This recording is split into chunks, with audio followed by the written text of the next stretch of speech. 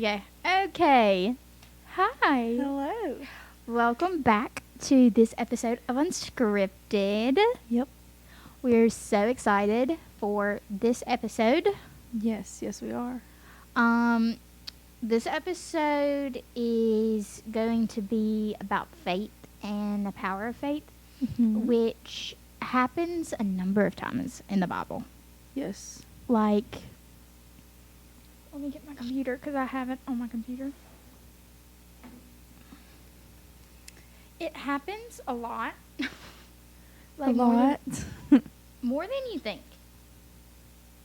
Like, and like, there's stuff that happens that you don't really think about being faith-based. I mean, to me, like, my brain doesn't go directly to faith-based. Moses and the Red Sea. Yep. For some reason, my brain doesn't go to faith-based. My brain just goes, oh, God did that. Yeah. Like, whenever he parted, like, it just, my brain just, but what the big thing about faith was, it was Moses' faith That allowed God that to allowed part God the sea and come to go through Moses right. and do that. This one was more of a, that's a faith thing. David and Goliath. Yeah. That's a clear. Oh yeah. Like, Because David was like, they were like, how are you going to do that? Like, how are you going to beat him? right. Well, I mean, because he was tiny. He was tiny. He was a little boy. Such a little boy. Such a little boy. He was a short king. That he was. That he was. Okay. This is one I don't know if my brain goes straight to it. Because it's like, but also, to me, this is like a power thing. Like they had the power. Which I guess that would be faith. Because it was faith in God's power. Mm-hmm. So like it kind of like all circles in together. But Shadrach, Meshach, and Abednego. Yes. Oh, I love that story. Oh my goodness. So great. And there's a whole song on it. Go listen to it if you haven't. It's Another in the Fire. It's so great. It's so good. But wait, did you know that Shadrach, Meshach, and Abednego, that was not their names? No, I did not. What? Like or it was their names, or their names were like changed, or was it their Babylon names or something? But it was near that. I'm gonna look it up. Was it a more clearer name? No. Oh. Name change. Names before. Okay. Shadrach, Meshach, and Abednego. Their Hebrew names were Hananiah. I'm gonna pronounce this terribly. Mishael? Because it's Meshach. Yeah. So it's, here, look at this. I'm Yeah. not going to butcher that. Yeah. Don't let And me do that. Azariah. Okay. So, and you ready for this? I spoke about this at youth. They were friends with Daniel. They were... Wait a minute. So... They were friends with Daniel. They were like good friends. Like, it was like the four amigos. The more you know. I know. I mean, like, some was dancing in the fire, another one was sleeping in a lion's den, so, I mean... And that's what I spoke about at youth was, think about your friends. Think about the people you surround yourself with. Right. It's important. It's important. And then I went on to, if you want those godly friends, and I think I got more out of this than they did. But that's usually how it goes. If you want the godly friends, you got to have a relationship with God first. Right. Because it's almost like you'll see God in them and you'll know it's the right way to go. If, like, I know you're the right person to be around because of how you express yourself, so. I mean, Okay.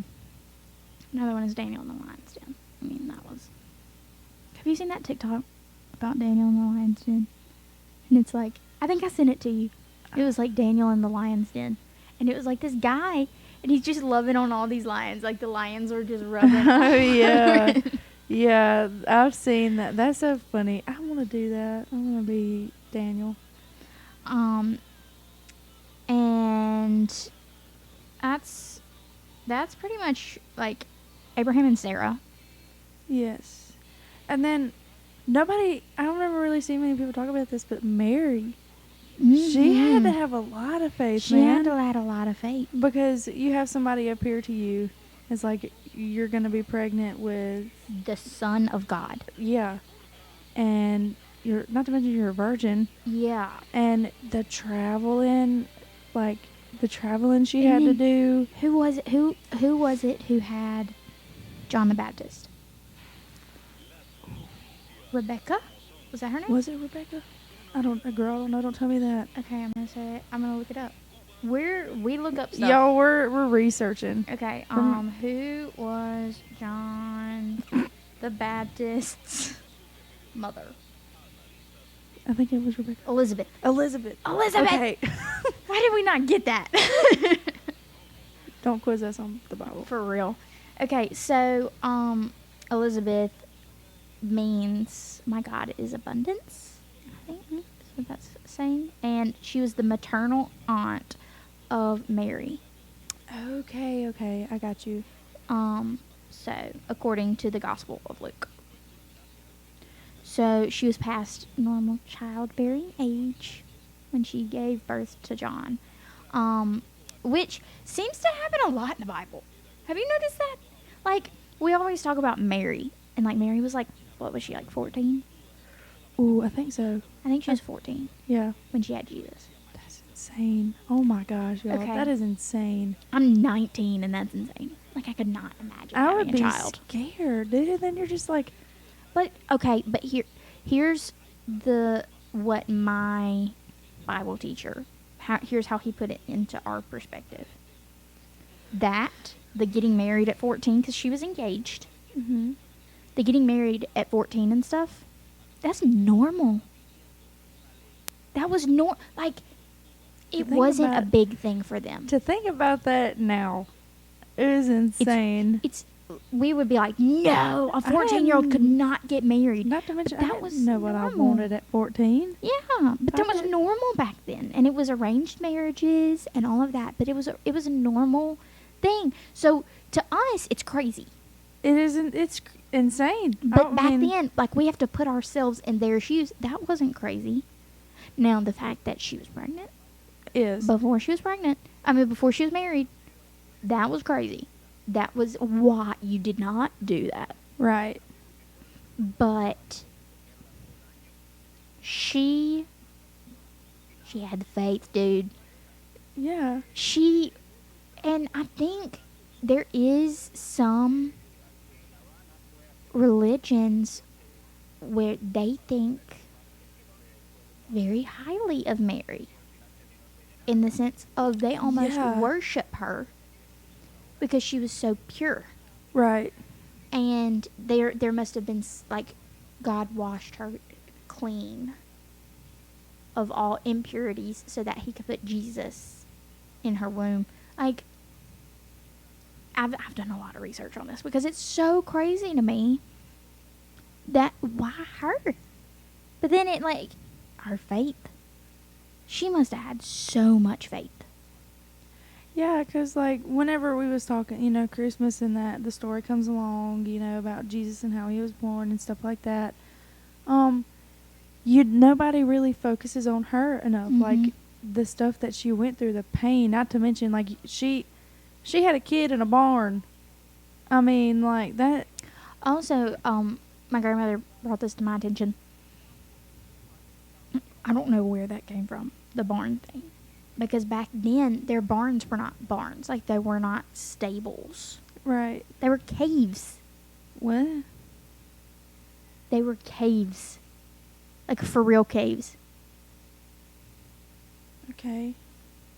All right. I'm gonna need to look some of this stuff up. Yeah.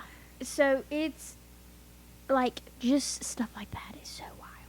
Well, yeah, because it's just like you don't know that. You know, you grow up knowing, like, you see in a certain thing, just like how angels look. They do not. Some of them can look like an actual person. Mhm. And then some of them look like the I yeah, don't know a monster. A monster, yeah, something that you don't hear about. So, and then they tell you not to fear. How you gonna tell me not to fear? Or something like that. Like, if I saw it, I would probably flip out. Okay, I'm gonna read a little Bible story about faith since we're on the Yes. topic. Since we're on the topic of faith. Since we're on the topic of faith, one that I did not mention earlier, I skipped over it on purpose. On purpose. So that I could tell this story today. Yes. Okay. It's a great story, guys. So it is Mark 5:25 through 34. If anybody wants to get their Bibles out and start highlighting, because I have this entire passage highlighted. Just letting y'all know that. Okay, so Mark 25. Now a certain woman had a flow of blood for 12 years. So basically what that means is she had a blood disorder. I'm not exactly sure what kind of blood disorder she had, but I'm pretty sure it was like coming out of her, like pores, I think. Because it keeps saying like a flow of blood. Okay, while you're reading, I'm gonna do that. And had suffered many things from many physicians. She had spent all that she had. So she spent all her money on all the physicians, on everything. And nothing was working. She had been living with this blood disease, I guess, for 12 years. She had spent all she had and was no better, but rather grew worse. When she heard about Jesus, she came behind him, and it's in italics. Like, him is in italics. Like, it's showing you, telling you, like, she came behind him, like Jesus, like this amazing dude who could heal, and he's the Son of God. Like, she came behind him in the crowd, and she touched his garment, and for she said, "If only I may touch his clothes, I shall be made well." Immediately, the fountain of her blood was dried up, and she felt in her body that she was healed of the affliction. And Jesus, immediately knowing in himself that power had gone out of him. Okay, wait, that's kind of crazy. Because it says, immediately the fountain of her blood was dried up, and she felt in her body that she was healed of the affliction. And Jesus, immediately knowing in himself that the power had gone out of him, he could physically feel the power that he had leave his body and go into this woman and heal her. Isn't that so crazy? Pretty crazy. Like, I always thought, like, Jesus was like, peace out. It's Like, it's healed, gone. peace out, you're done. It's gone. But he could actually feel the power going into another person as he was healing. And that is just so crazy to me. Like, it was a physical reaction for him. That's pretty cool, because that makes it seem like because that makes it so much more real And personal. right. It wasn't just him, like, healed. Okay, Healed. so this is, which is kind of what I was thinking, but it's an ongoing menstrual cycle. It never stopped. Okay. She was constantly, like, that's what it said right here.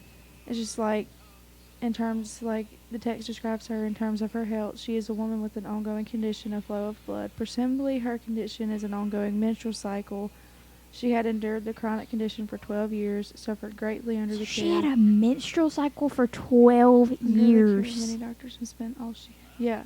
This is one of them. I was looking for some more to see if anybody else had said anything else, but then it's just like hemorrhaging. She's constantly, which, I Mhm. mean, that's what I thought about. It was a woman who Oh, yeah. consistently had, you know, and it would never went away. Mhm. So, y'all, oh my gosh, that would be awful. I feel for her. Mhm. Oh my gosh. So, and Jesus immediately knowing in himself, so this is 30, verse 30. And Jesus immediately knowing in himself that the power had gone out of him, turned around in the crowd and said, "Who touched my clothes?" Okay, let's talk about that for a minute. He turned around and said, "Who touched my clothes?" Okay, so what I'm imagining is Jesus like, "Whew, who touched my clothes?" Because I don't know why, but that's how I imagine it. But that's not the only thing. Imagine how scared she was. Yeah, because there was a crowd full of people, and, you know, it was a crowd of people, and then he turned around, and then just like, and especially how you were saying, just like, whew, you know, who touched my clothes? Who touched my clothes? Like, I mean, she had to have been, you know, very scared. Mhm. But then, I don't. Keep going. Yeah. But his disciples said to him, "You see the multitude thronging you, and you say, 'Who touched me?'" They're like, "Dude, that's a little much." So that just shows you how he did. Yeah. He touched my clothes. They were like, "Dude, calm down. There's so many people. They're gonna touch you. Like, you're Jesus." And it says, and he looked around to see her who had done this thing. But the woman, fearing and trembling, knowing what had happened to her, came and fell before him and told him the whole truth. And he said to her, "Daughter," I see that red script in my Bible and I get so excited. "Daughter, your faith has made you well. Go in peace and be healed of your affliction." 12 years she lived spending all of her money to get well. And Just like that. she touched him. Not him. She didn't even touch his body. I was about to say, like, and stuff like that is so insane because there's other, you know, points in the Bible where it's like, if I can just touch him, you know, Mhm. maybe I'll be healed. You know, that is insane how people have that much faith that you can touch. I know you did not mean this at all, but I want to go back to it, okay?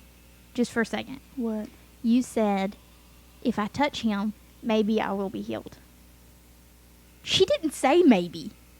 She said, and I quote, "If only I may touch his clothes, I shall be made well." She knew that if she just touched him, everything would be better. That she would be made well. There was no maybe in her brain. She knew if she just touched this man walking that has all of these people thronging about and around him that were trying to talk to him, and Jesus this, Jesus that, like, they were all around him. She knew if she just touched his garment that she would be healed. There is no maybe in that. And I know you did not mean to say, like, that was not on purpose. But there is no maybe in that. Which is crazy because I don't even think my faith's No. like I don't. Because you, whenever you're thinking about something or going into something, it's always like, there's always a maybe. And that just shows the difference. You know, I said maybe because that's probably how I would have, you know, taken it. Like, if I just touch his garment, then maybe I'll be healed. But I feel like if she would have had the maybe, she wouldn't have been healed. Because she wouldn't have had complete and full She wouldn't faith have in him. had complete and full faith in him. That's why having faith is very important. But, I mean, it's just because you allow so much doubt over time to come in. But then I feel like she had no other option but to fully be like, I'm going to be healed when I touch him. But touch his clothes. I'm going to be healed. You know, I fully believe. Yeah. But, you know. We were talking about it last night. And we were talking about how it's so hard now.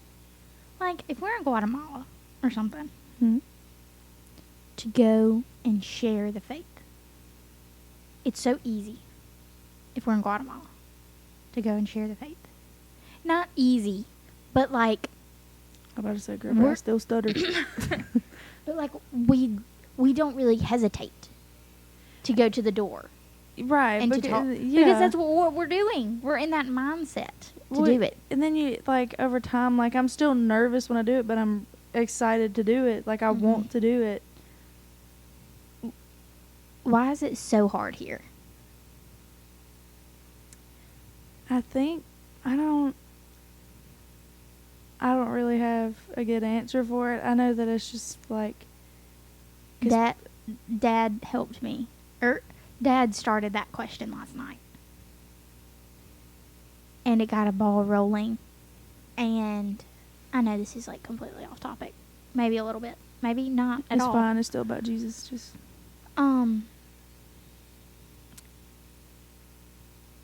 it's so hard to switch. So like if you're in a gas station and God tells you go talk to that person. Go talk to that person. You're like, oh, really? Do I really need to? Right now? Like, I got things I need to do. And then you go up and you're like, hey, what's your name? Like, you're talking to him. It's so hard to make that switch to, do you know Jesus? Yeah. But then Dad had this really good point. It's because it's a switch. Right. We're always in that mindset of Jesus, like God, the church. If we're always in that mindset, that faith-based mindset, that Jesus can do anything, And there's no switch. then there's no switch. Which, I mean, that's what I think it was Sadie. She was talking about there shouldn't be, like, a personal and spiritual life. It should be together. You should not have a personal life and then a life of just God, because then that's kind of on the fence. You're on the fence. Okay, well, over here I'm doing something completely different, and then I have to switch, and I'm in Guatemala now. So now I got to be serious. But then when I come back, it's back to this. Yeah. It's not just one thing. And you cannot be that way, because then that allows room for doubt and fear to creep in. And those are my two big ones, doubt and fear, you know, because those are big emotions. Those are huge emotions. So you can't, and that's why whenever you hear stuff like, don't be on the fence, that's the reason why, because you allow this stuff to come in. And like, just like the lady with the blood problem that we just read about. She didn't have that. She didn't have that doubt and fear. Right. Because this was Jesus. Like, I mean, Jesus was there. He was there. But the thing about it, exactly, he was there. I think she had a little fear. He was physically there. Yeah. The reason I feel like that we have allowed more doubt to come in is because he's not physically here. Right. and then we're still trying to put our faith in something that We can't see, we can't hear, we can't. right. Yeah. So so there's still going to be questions like, what am I really going to be healed if I'm this certain way? Like, I mean, you ask questions like that regardless, you know. And so but it's just, it's different. There's a difference from then and now. You know, you do have to have the same mindset, but we have different, you know, mindsets about things because of how much everything has changed. Yeah. So, which, I mean, it's sad, but Okay. Matthew 17, 20, and 21. Which you probably, if you're like me, you don't know what this verse is off the top of your head. But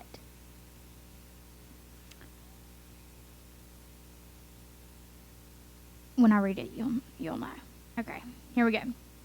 So Jesus said to them, because of your unbelief. Okay, wait. I'm going to go back just a little bit. And it says,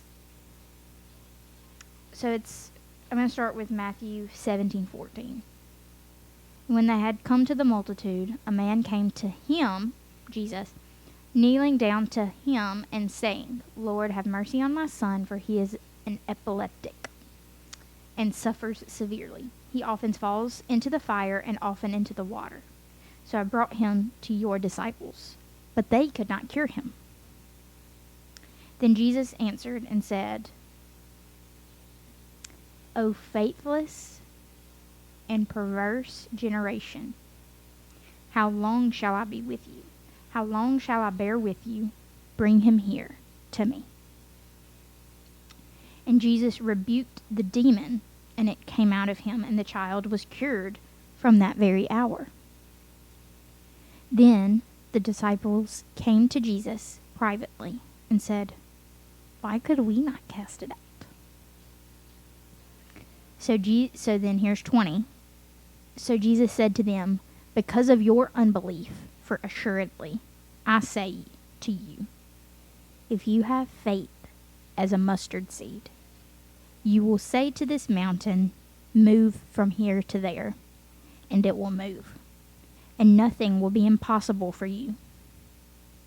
Okay, so you know that verse. But here's the verse that people leave out that I think is pretty important. Because when we think about faith, we think of, okay, faith. I believe in God. That's faith. mm-hmm. But God talks about a certain kind of faith in this passage, and it goes, move from here to there, and it will move, and nothing will be impossible for you. However, this is 21, however, this kind does not go out except by prayer and fasting. Okay, so first off, this is episode 4 of this season. We've talked about prayer a good bit. Yep. Because prayer is because very it's communication. Important. Yes. Communication is a very important key in any relationship, especially relationship with God. Yeah. Okay, but we haven't talked about fasting. I mean, we've talked about my Christian music fast, which I'm still doing. Mm-hmm. However, this kind does not go out except by prayer and fasting. So, the definition of fasting.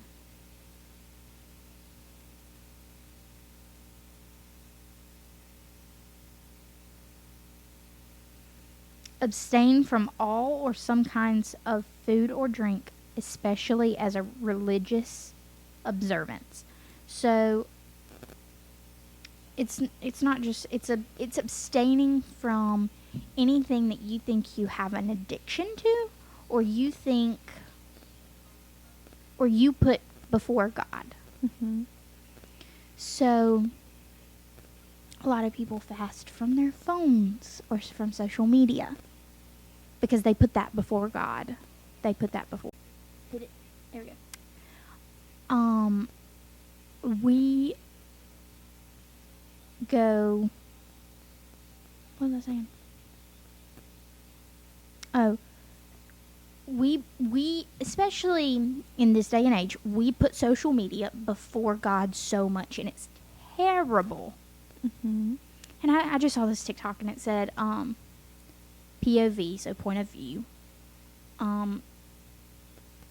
You act like your Bible is your phone.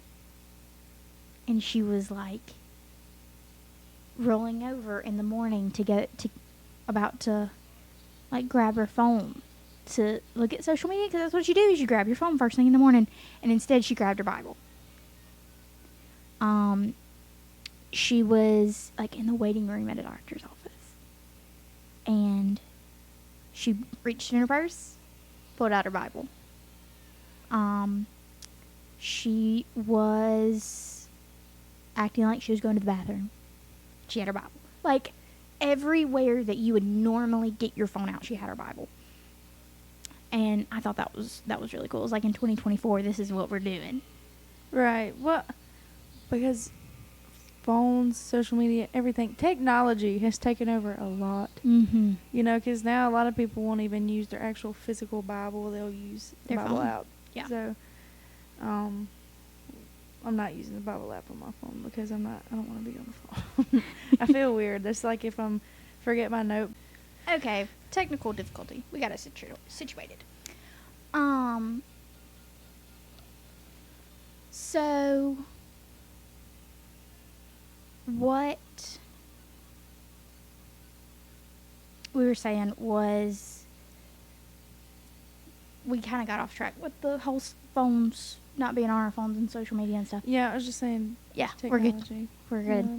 So, but fasting. So, I fast from music because music is how we spoke about in, I think that was the last episode. Mm-hmm. Music is how I connect with God. And so when I don't listen to Christian music, I kind of almost feel disconnected from God. And so that is why I do the Christian music fast. So it's whatever makes you feel disconnected from God, really. Whatever you put before God and whatever makes you feel disconnected from God. Which is a lot. Especially in today's society. But what this passage is saying is, it's not the faith that is like, oh, I believe in God. That's not the faith it's talking about. It's talking about that relationship, that intimate relationship with God, of prayer and fasting, where you are focused on God. Well, I mean, even like the disciples, whenever they wanted to know why they couldn't cast out demons and stuff like that, it's because they didn't have the faith. You know, I mean, when it's very important to have that. You know, I mean, I'll just say, can I say a story now? Yeah. You would like. I was making sure you didn't have anything No, else you're to good. say. Because I have one. It's not me specifically, because I don't think I've ever had this type of faith. But when I was born, I had some stroke problems with oxygen. Like my oxygen stuff was bad, and I had these air pockets on my lungs. So I had to be rushed to Jackson. And you know, in every hospital there's a church. And my mom, you know, she had a C-section, so she was cut open, and you know, she had all these, she had the IVs and everything in her. She pulled them out, and she went into the church. She got on her knees, and she started praying, and she just kept on praying because she couldn't come to the hospital with me. And I mean, even her nurse had kept on coming and asking her, like, Tara, look, we need to get you back to the bed. You know, it's not good for you to be in this position. And her position was on her knees. So imagine that. And she just kept on telling her, she was like, no, I'm staying right here. And she just stayed in continuous prayer with God, asking him just please take care of my baby, keep my baby alive. And the doctors and stuff, they were prepping me for surgery and stuff. Like I said, I had these air pockets on my lungs. I don't even know what they fully were, because I don't even think they actually had a chance to fully look at them, because they never had to perform surgery because they were gone when they came back to look at them. When the doctor had came back in to look what was on me, they were gone.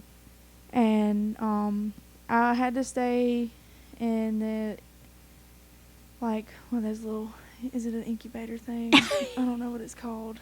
That's close enough. We can call it an incubator. Don't make me sound, what is it called? I can't remember what it's called, but I don't think it's called. It might be called an incubator. I don't know what it's called. I don't think it is. I don't think it is either. That's the first thing that came to my head.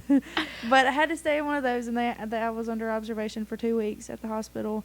But my mom had an insane amount of faith right there, because I was not supposed to live. You know, I don't think any baby that has to undergo something that severe, you know, I don't think there's much chance of them surviving. And she knew God was going to take care of me, and I think my grandfather did too, because he beat the helicopter to Jackson. And he was in his truck, and as soon as he found out I had to leave, he beat him there. So, but it's very important to have faith and to be close with God, you know, because my mom didn't want to go to anybody else but him. She went to the church, she got on her knees, and she started praying to God. And I admire her so much for that, because I want to have that kind of faith that no matter what happens, you know, I got him. He's gonna take care of me, because he always has. And I mean, there's just so many things that happen. Like, I mean, life ain't easy. There's just so many problems that come at you and that are thrown at you that require you to have this faith. And even if you don't, I don't want y'all to think that you have to have that for God to love you, but it is very important to have, because it shows that you believe in God, and that you believe in him the way that you say that you do. You know, especially when you're baptized and you ask him into your heart. You know, I mean, it's just very important. And my mom had it, you know, and she still does. And she's, you know, kind of taught me and my brothers and stuff, you know, that's the way we need to be. If you ever have something that, like, if you ever have an issue or problem, take it to God. Don't take it to the world, take it to God, because he's the one that's going to solve it. So, when I think about faith in my life, direct, like, so fast, I think of my grandfather. Sadly, he passed away in September of 2021, but he had so much faith. So, a couple of years after he and my grandmother got married, and they got married in like 1990 something, and a couple of years after that, it was not long, they were married, and he got the call to come into the hospital because they got some test results back and they needed to talk to him. So he went in and they said, "You have cancer." And it's terrible. It's a terrible type of cancer. It's nasopharyngeal cancer. And you have, with chemo and radiation, 5 to 7 years to live. And it's really funny. Not that part. But that was the day that my dad was actually driving up to Arkansas to meet them, like, officially for the first time. And so my mom, like, was like, "Hey, you probably don't want to come up here. Like, we just found out that my stepdad," or she called him her dad, and she said, "My dad is gonna die." basically. And my dad was like, "Phew, I'll come up just for a little, even if it's just for a little bit, I'll come up." And Dad said he expected to walk into this house where everybody's crying, and he walked in, and my grandmother said, "Hey, Paul, how are you? How are you doing? It's like, it's so nice to finally meet you." And he was like, "Are you okay?" And he was like, "Yeah, I'm fine. How are you doing?" I was like, I'm doing fine. I didn't just find out I was about to die, but how are you?" Like, said you would have never known that he got this cancer diagnosis and he was going to die in 7 years. And as you can tell, he died in 2021, which was about 30-ish, maybe a little less, years after he got that cancer diagnosis. Which is crazy because he wasn't supposed to live. And you could ask him, you could be like, "Papa G, what was it like?" He'd be like, "What was what like?" Knowing you were gonna die. Because, like, that's a good question. Like, no, like, asking somebody, like, "What was it like knowing you were gonna die?" And he was like, can't tell you." And we were like, "Yeah, you can tell." Like, "I won't tell anybody." How was it? Like, what did it feel like? Yeah, I knew I wasn't gonna die. I was like, "Wait, what?" You know, like, I knew I wasn't gonna die. There's nothing God can't do. And he prayed so hard to meet all his grandkids. Mm-hmm. And we all four of the kids got done having kids. And so he started declining in, I think, 2019 was when he started to really decline. He got, like, feeding tube and stuff like that. And at this point, we were all like, "God, why, it's going to sound terrible, but why are you keeping him from being with you? Like, he loves you so much. He's in so much pain and suffering. Why is he here?" And then his son called, said, "We were only planning on having one kid." And she's 11 now, like 11 years. And I said, "Well, we just found out we're pregnant." And my grandmother dropped the phone. Like, she knew. He prayed all throughout the cancer, "I want to meet all my grandkids." And he went to her first birthday party. That was one of the last places he went before he really declined and was put on hospice. That was one of the last places he went, was her first birthday party. And now we're definitely done. We're not having any more grandkids. We're not having any more grandkids. But that was so, like, he prayed so hard and he had so much faith that God was going to let him live to meet all his grandkids, and he did. Now, the littlest one, she may not remember him, but we got the stories. Right. But we can say you met him. We can say that because he did. He met all his grandkids. And my grandmother, like, he was not my biological grandfather. Mm-hmm. But my grandmother says all the time, like, she thought when he died, it was like a done deal. But she said that she sees so much of him in us. Like, me and my brother, we love to talk. And we love to talk to people. And we love to do public speaking and stuff like that. And so that was him. He loved, like, he would hear somebody in a restaurant talking. "Oh, yeah, I need a public speaker I need a speaker for this little thing I'm doing. I need a speaker." And he would go up to him and be like, "Hey, I'm Greg. I'll be your speaker." And it was so amazing to grow up with that kind of figure. Right. he couldn't talk really well after all the cancer treatments and stuff.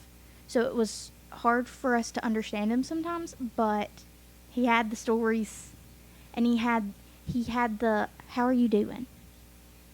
How's your faith? Like he would ask you about how are you spending time with God? Like all of that. And it was just so great to grow up with that and to have that as a role model in my life. Because now that is how I look at life is if somebody tells me I'm going to die, I got God on my side. If I die, I'm going with him. Right. But he had so much faith that it was inspiring. And I strive to be like my Papa G all the time because it was just so great to have that. That is who I think of. I know I got a pastor for a father, but even he will say he strives to be like my Papa G. So that's who I think of when I think of faith. So you think of your mama? I think of my Papa G. Yep. This has been a pretty serious episode. Oh yeah. I've been kind of out of it. Sorry. You're good. And like we said, we will have the serious episodes. Yeah, this one was a little bit more toned down than our Previous. Yeah. So I mean, it was a little bit more serious, I guess you would say, because we didn't have as many laughing moments. Well, I wouldn't say we had many laughing moments in our previous ones, but I mean, this one was a little bit more of a serious episode. Mm-hmm. But just because we didn't laugh as much in this episode doesn't mean that we won't laugh more in the next one. Right. So, I guess we can end it here. This is episode 4 of Unscripted Season 2. Like we say, every single episode, without fail. We love you. Jesus loves you. And we hope you have a great night, day, month, whatever time you're listening to this. We love you. Bye.